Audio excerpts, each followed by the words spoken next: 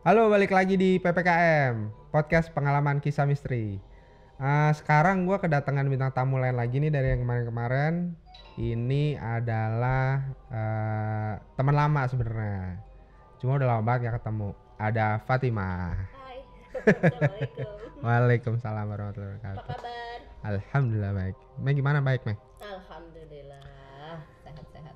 Nah, ghoster-ghoster di rumah dia kan dari ya zaman-zaman gue sekolah tuh emang udah gue taunya tuh dia bisa ya gitulah ya bisa-bisa melihat makhluk halus. Nah gue mau tahu nih pertama kali ngerasa lu bisa nih gue bisa nih. Hmm, Sebenarnya dari kecil sih jatuhnya tuh di umur berapa ya? Kelas 1, kelas 2 SD gitu. Cuman baru bener-bener kebukanya istilahnya kayak bener-bener yang non-stopnya gitu kelihatannya baru di SMA. Di SMA Baru kelihatan waktu dulunya maksudnya waktu masih SD itu kelihatan ada tiba-tiba nanti ada kucing yang ngobrol lah nyampein pesan lah apalah gitu terus hmm, udah tuh disangkanya itu cuman kayak apa ya kayak ilusi mungkin gitu kan namanya masih anak-anak lah. Terus udah gitu di SMP juga sempat pernah ngelihat ada orang. Kalau dulu kan gue nggak masalah ya, nggak apa-apa kalau dong. dulu SMP itu dia masih apa ya di Jawa Timur kan SMP-nya. Nah, waktu SD SMP setiap ada orang meninggal itu kan digotong. Waktu itu tuh cuman bisa kelihatannya saat itu yang benar-benar gue kaget banget dan sampai sempat pingsan karena ngelihat si yang dikubur ini bangun duduk berdiri ngadep ke gue. Itu doang saat itu yang bikin gue takut. Saat itu gitu terus pingsan dong. Udah selesai udah nggak mikir lagi karena pikir itu cuman ilusi. Tuh enggak lah udah nggak terlalu dipikirin. Nah pas SMA nonstop tuh dari mulai ada penampakan lah kelihatan lagi akhirnya never ending sampai sekarang sampai yang tadi eh, apa ya ini mulai dari mana ceritanya nih yang SMA tuh emang bener-bener kebuka banget dari situ jadi yang nggak bisa berhenti akhirnya gitu sampai sekarang. Berarti tuh kalau kayak gitu tuh ada maksudnya lu temen sharing kah? Kayak misalkan nih Teman ternyata kecil maksudnya. nggak, maksudnya kalau kalau kayak gini kan kita curhat lah, sesi-sesi curhat. Kayak misalkan temen dekat misalnya lu kasih tahu ternyata nih gua bisa kayak gini, Oh pernah cerita-ceritanya sempat tuh misal. ngasih tahu sama mama cuman mama bilang itu mah cuma bisa kelihatan kamu doang yang lain kan nggak kelihatan nggak dianggap gitu. Gue curhat juga sama nyokap gue nggak dianggap, gue cerita juga cuman penglihatan gitu doang anak-anak apa sih gitu. Cuman pas SMA baru bener-bener kelihatan dan itu buat gue yang apa ya karena itu kelihatannya jelas jadi buat gue tuh yang nggak bisa lepas dari mata gitu dan keingetan terus sampai sekarang. Jadi saat itu gue ngelihatnya kayak apa ya karena ada kejadian-kejadian kesel waktu itu di asrama. eh, Saat itu gue ngelihatnya kayak ada sosok badannya kuda, ke atasnya manusia. Jadi setengah badan dia ke bawah itu kuda gitu, ke atasnya ini manusia. Dan bentuk perawakannya laki. Plus dia bawa trisula. Dan dia bilang, "Ini daerah kekuasaan saya, kamu nggak bisa ngapa-ngapain di sini." Itu yang bikin gue nggak bisa lupa sampai sekarang. Dan bikin gue kayak yang aduh ini beneran ada atau bukan apa cuman bayangan gue doang. Ternyata akhirnya dipanggilin orang yang pintar juga kayak ustadz gitu yang ngerti. Ustadz itu bilang dan dia sempat emes sama gue, kamu umur berapa kok bisa tahu apa yang kamu sebutkan itu benar adanya dan itu ada di sebelah sini dan benar dan dia memang raja jin. Dia belum ngomong gue udah dikasih tahu duluan sama si makhluk ini tadi bahwa dia raja jin dan gue yang nguasain daerah sini. Dari situ gue nggak main lihat lagi gimana caranya bisa tolong ditutup nggak karena buat gue tuh bener-bener mengerikan dan bukan hal yang untuk apa ya istilahnya bukan hal untuk dibanggain gitu loh. Tapi detail tuh lu ngeliat, misalnya mukanya. Detail banget sampai sekarang gue masih inget.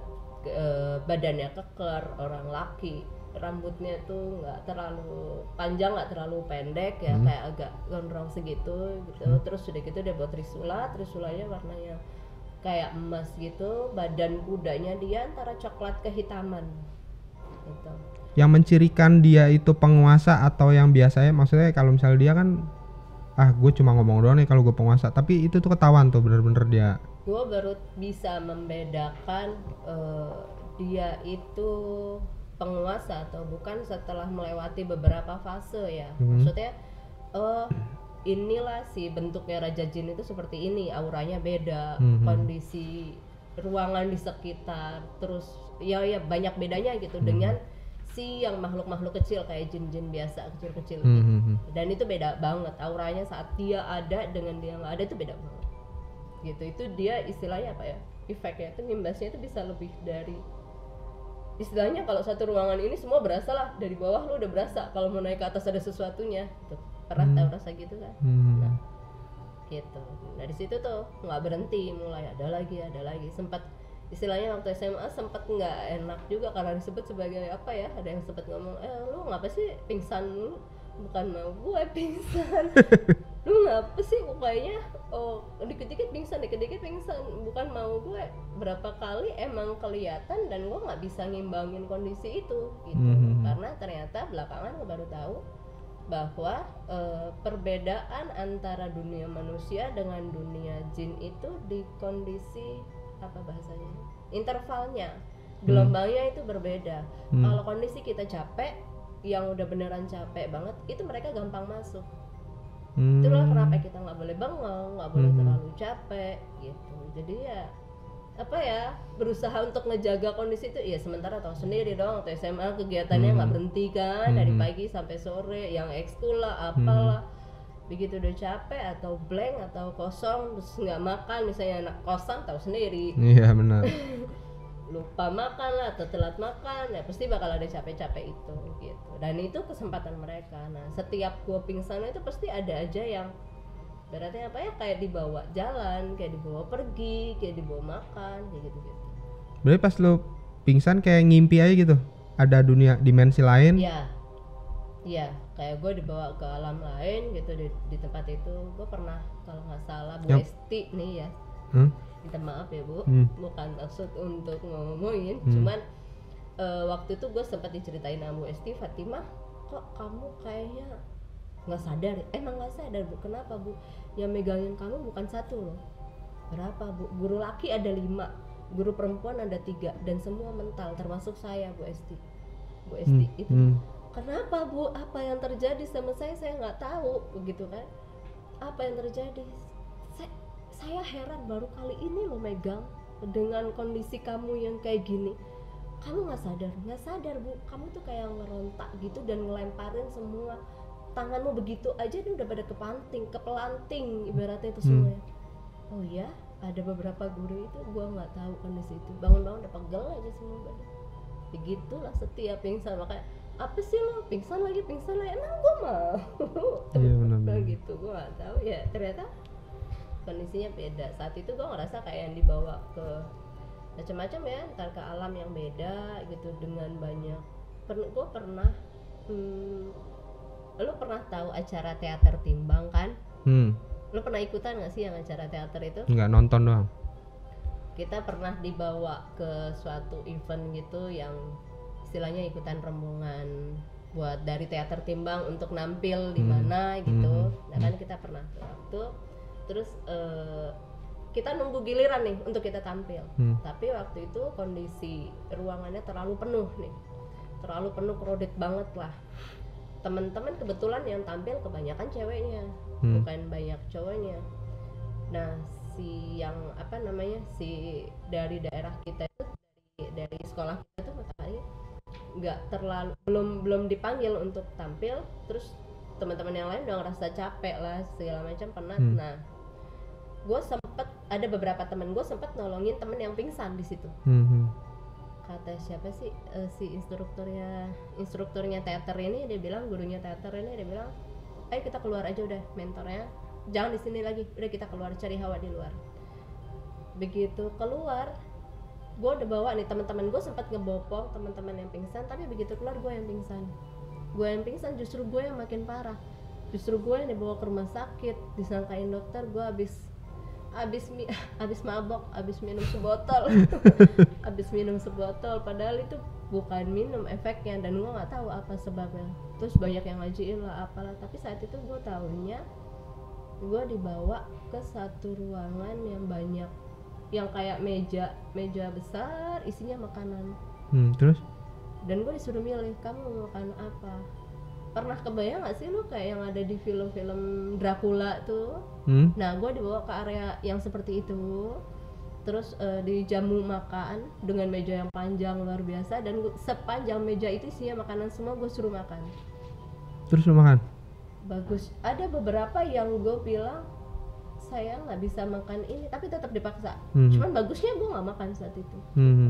Gak tahu apa gue kalau misalnya makan apa iya balik apa enggak. Iya benar. Gitu.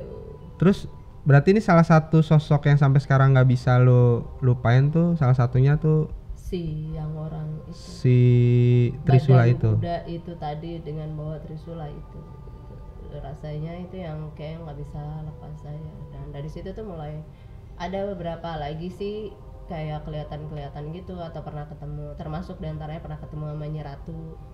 Nah boleh tuh Nyi Ratu. Nyi Ratu kan kebanyakan yang berkembang di kita kan mitos. Beneran ada nggak sih? Atau enggak kalau misalkan ada yang pernah ngaku-ngaku ketemu, paling itu mah cuma anak buahnya doang. Tapi lu waktu itu lagi ada, lu ke Pelabuhan Ratunya kah atau emang lagi di mana? Waktu itu gue sebenarnya ikutan sama keluarga ya. Lagi liburan. Ke Pelabuhan Ratu. Terus main-main aja gitu di pinggir pantai. Cuman nggak tahu kenapa pas lagi main-main itu, karena gue sendiri mungkin, dan gue nggak pakai baju hijau ya, karena kan menurut orang harus pakai baju hijau gini gitu segala macam. Gue waktu itu nggak pakai baju hijau, tapi kayak yang kepanggil. Gue sempat dikasih unjuk, dikasih lihat kayak ada gerbang gitu. Gerbangnya kayak apa ya, kayak warna emas sebelah sini kanan kirinya, atasnya juga.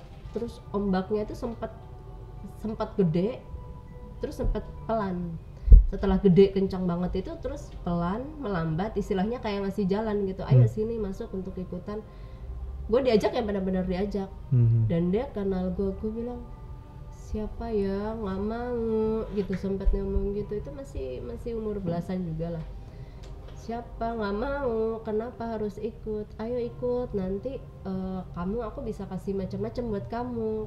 Kamu bisa punya kekuatan, kamu bisa punya kemampuan lebih dari orang-orang yang biasa. Gue langsung nolak dong, gak mau, karena gue bilang itu bukan hal yang baik buat gue gitu. Sempat gue tolak berapa kali, 2 kali 3 kali, terus udah kan nggak ketemu lagi tuh. Tapi pernah lagi ketemu lagi setelah itu, dia yang benar-benar ngadep ke gue dengan bawa algojonya, dengan yang langsung ngomong, masih di area Pelabuhan Ratu juga, yang ngomong gini. Terus dia sempet tahu lagi nama gue heran kenapa kok tahu, kan gue belum kenalan.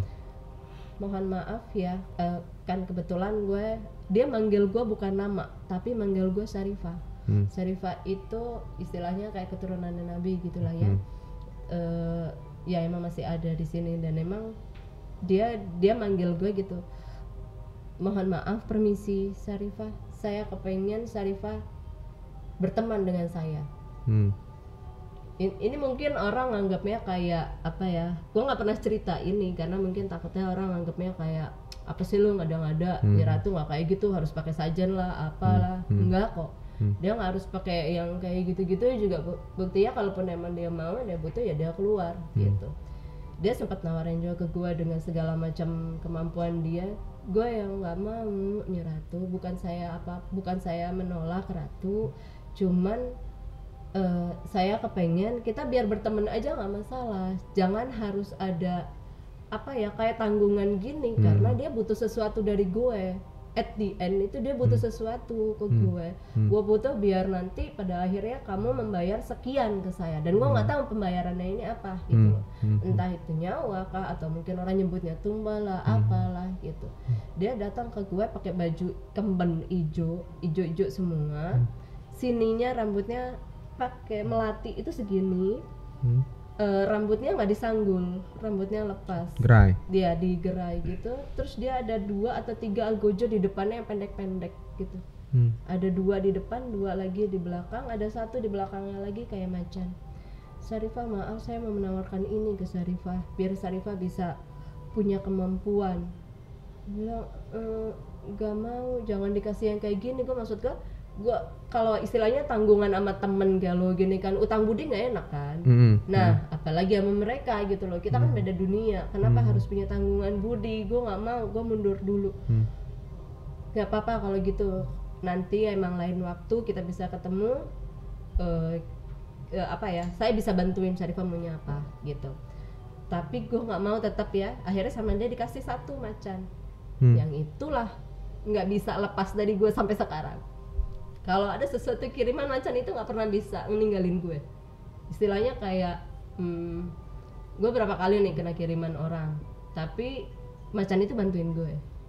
Itu satu di antara beberapanya gitu. Walaupun gue nggak ini, tapi walaupun gue nggak pernah kontak lagi sama Nyai, dianya masih istilahnya megang komitmen dia itu gitu. Dan nggak perlu dia pakai yang sajen lah, apalah kayak gitu-gitu tuh nggak perlu. Iya, soalnya kan banyak tuh kan kalau misalkan kita mau ketemunya itu harus semedi dulu, sajen di Justru pinggir itu laut yang istilahnya selatan. apa ya, kayak melanggar agama menurut gue. Karena bukan seperti itu caranya. Tapi ya ada beberapa orang di sini kan pada suka seperti itu. Ya terserah. Kalau gue bilang ini yang istilahnya mendekati kemusyrikan, khawatirnya ke arah sana kan. Pakai sajen lah, manggil lah apa, khawatirnya itu mendekati ke arah kemusyrikan gitu. Beda cerita kalau agamanya berbeda. Agamanya beda ya beda lagi kan, harus seperti apa. Misalnya kalau gue pernah ke Bali tuh, waktu ke Bali kan ada beberapa kayak sajen-sajen. Ya banyak tuh. Dan emang mereka yang gue lihat, emang mereka makanin sesajen itu. Tujuannya untuk mereka juga gitu. Itu di Bali berarti pas ke Bali nih yang makanin sajen tuh leak, kunti. Iya, karena memang diperuntukkan untuk mereka. Iya. Leak ya diperuntukkan juga untuk mereka. Tapi lucunya di sana itu ibaratnya apa ya? Udah kayak ada di apa sebutannya ya? Dikurung sendiri gitu loh. Ngerti nggak? Kayak misalnya gue berapa kali lihat, lu pernah lihat nggak pohon besar tapi udah diselimutin kayak disarungin kayak hitam putih. Tujuannya biar dia yang ada di situ nggak ngegangguin orang di sekitar.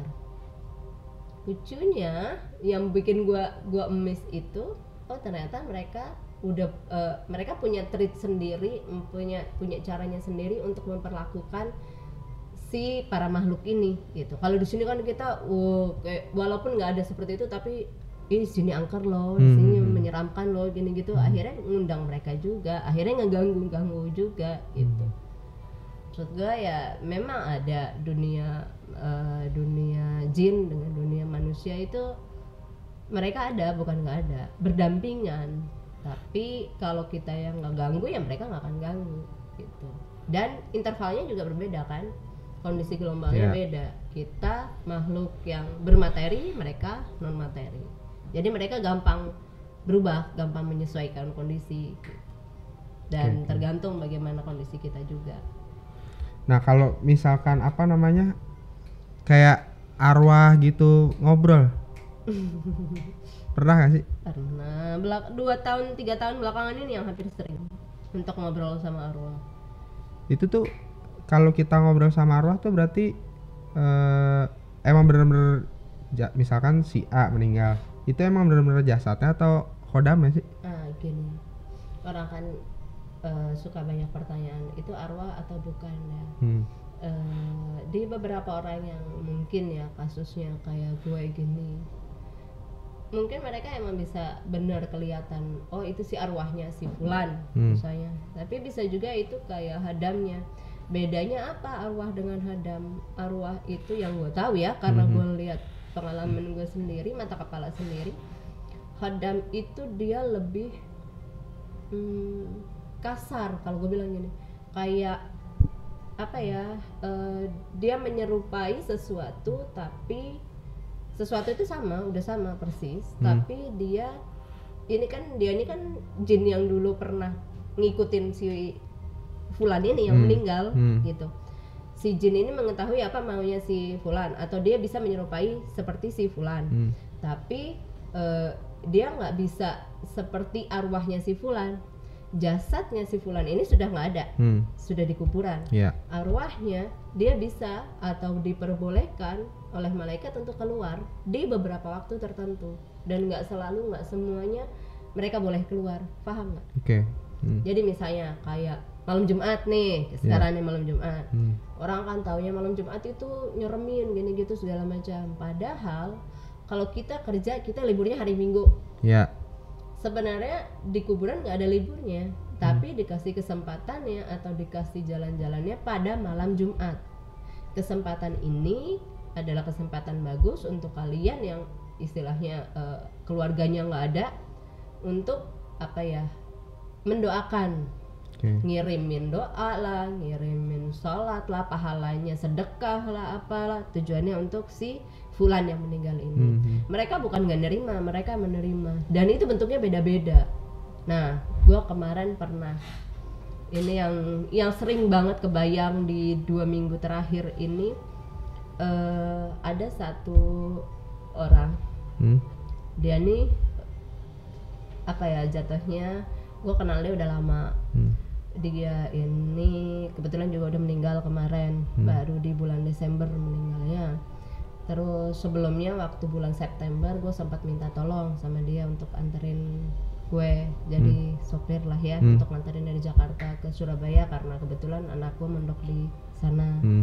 Terus kebetulan yang almarhum ini juga dia dari dulu, dari gue kecil-kecil istilahnya udah ngebantuin keluarga banget gitu. Ya semuanya ya, ngebantuin semuanya, kebutuhannya keluarga apa segala macam dibantuin sama almarhum ini. Begitu dia meninggal, yang gue kaget sampai sekarang yang gue masih amazed, dia bilang gini, sama dia manggil gue Syarifah juga, dia bilang gini, maaf Syarifah, saya ganggu malam-malam, tolong sampaikan ke istri saya, telepon sekarang, lagi ada istri saya, lagi ada anak saya. Itu telepon gue ke Jawa Timur, gue masih di Jakarta. Tolong teleponin istri saya sekarang. Kenapa Pak? Iya, tolong sekarang, teleponin sekarang. Oke, gue teleponin. Pas yang angkat, dia udah ngomong, nanti yang angkat anak saya. Nggak apa-apa, istri saya udah tidur, nggak apa-apa, minta dia untuk bangunin. Telepon dong, bangunin.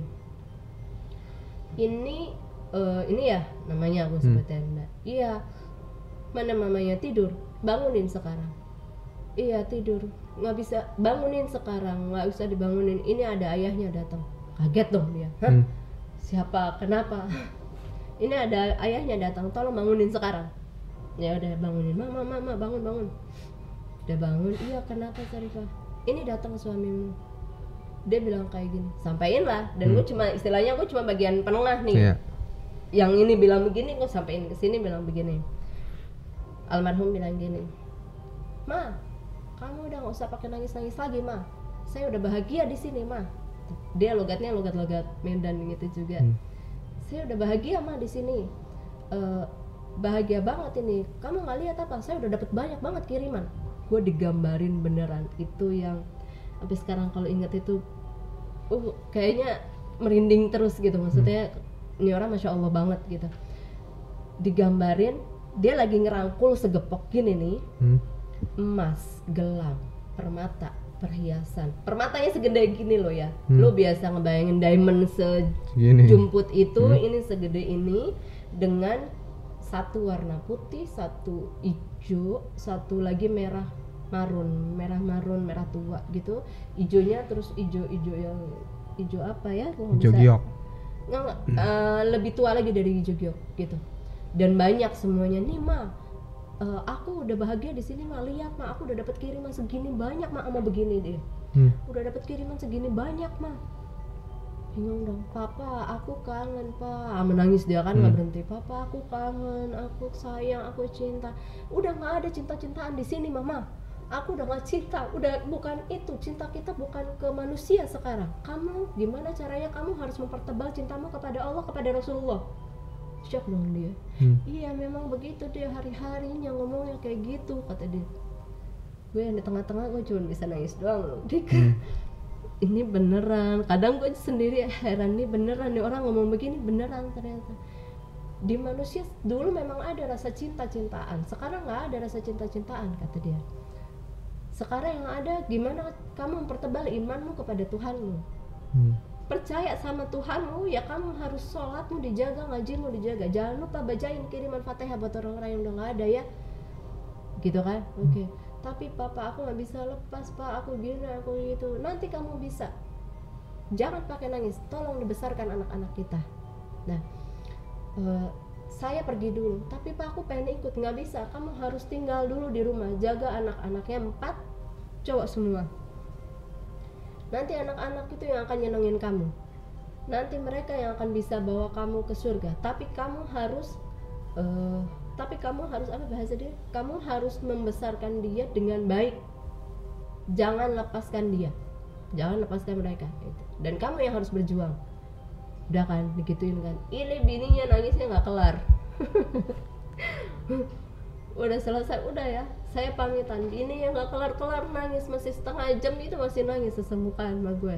Yang heran lagi anaknya, itu siapa mah, kok tahu, kok bisa, kok ngerti. Nah gue nggak tahu, gue cuma jadi translator.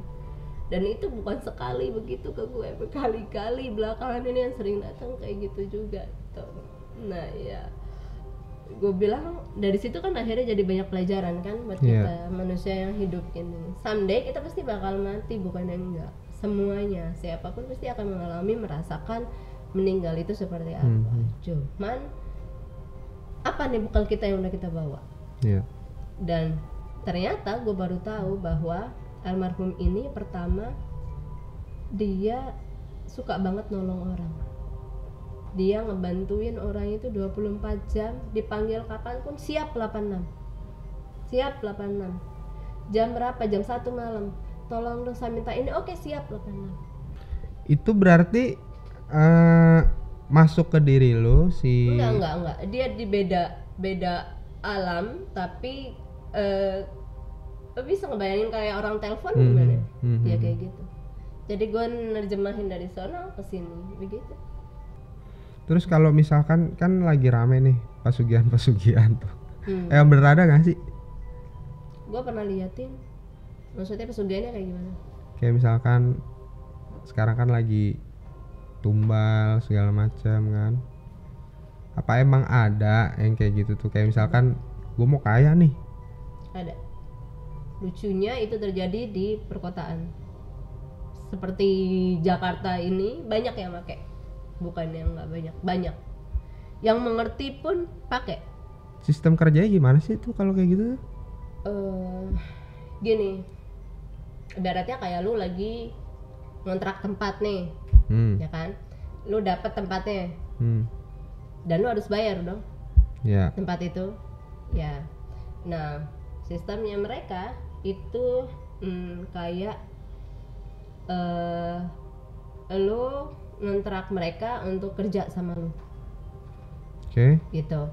Begitu lo udah bayar, ya mereka akan melakukan tugasnya, meramaikan lah, apalah segala macam. Tapi begitu lo nggak bayar, ya mereka nggak akan mau kerja. Biasanya begitu. Dan mereka minta tumbal itu bayarannya. Bayarnya mereka nggak pakai duit, pakai tumbal gitu. Gitu. Tumbal itu sesuatu yang dikasih. Tapi apa ya? Kalau gue sering ngelihat dan sering tahu ada beberapa kasus juga kayak gitu di daerah gue. Mereka nggak bayar tumbalnya dan mati di tempat. Itu tuh maksudnya kita, misalkan gue nih, gue mau kaya, terus setelah kekayaan gue dapat, gue nggak ngasih tumbal, dia tuh bisa matiin gue gitu, bisa. Dan itu kan cara yang instan ya. Itu kan cara-caranya instan gitu loh. Dan istilahnya apa ya? Kayak yang nggak worth it banget gitu. Mereka dengan gampangnya macem-macemin, dan lu dengan gampangnya bayar. Nih lu bayar. Gimana simpelnya ya? Gue cari bahasanya simpel deh. Lu bayar nih untuk mereka biar bisa kerja sama lu. Gue pengen kaya, gue kepengen begini. Oke, syaratnya ini. Oke, dah lu lakuin syaratnya. Udah selesai, kaya nih lu ceritanya. Kaya nih. Kayak lu emang berapa lama pesannya? Beda dengan kayak orang yang benar-benar mencari rezeki yang halal dan berkah. Beda banget. Oke, nih lu kayak udah kayak lu berapa lama? Sebulan, setahun, 2 tahun, setahun maksimal. Kalau itu juga lu gede bayarannya. Setelah itu drop, habis dan nggak punya apa-apa lagi. Dan kebanyakan orang-orang yang main kayak begini nggak awet, nggak berkah gitu, dan nggak lama, musiman doang. Tapi yang gua heran kenapa yang kayak gini menyilaukan di mereka. Harus pakai pesugihan, harus gini. Padahal itu umurnya cuma sebentar. Lu kaya sekarang. Berikutnya abisnya lu tuh minus, bukan abis biasa. Minus yang apa minus banget. Dan jauh lebih miskin daripada lu yang sekarang yang lu nggak kepengen kaya. Kebayang? Lu buat apa pesugihan? Benar. Banyak tuh kayak gitu ya. Ya, di tapi Jakarta mereka banyak. nggak pernah menyadari gitu. Daerah gua banyak juga seperti itu, mereka pakai pesugihan. Rame banget. Tempat usaha yang ramenya luar biasa. Tapi begitu mereka kendor dikit misalnya, nggak ngasih bayaran, nggak ngasih apa, sepi dong. Dah, akhirnya pakai lagi. Emang ini maharnya nggak bayar.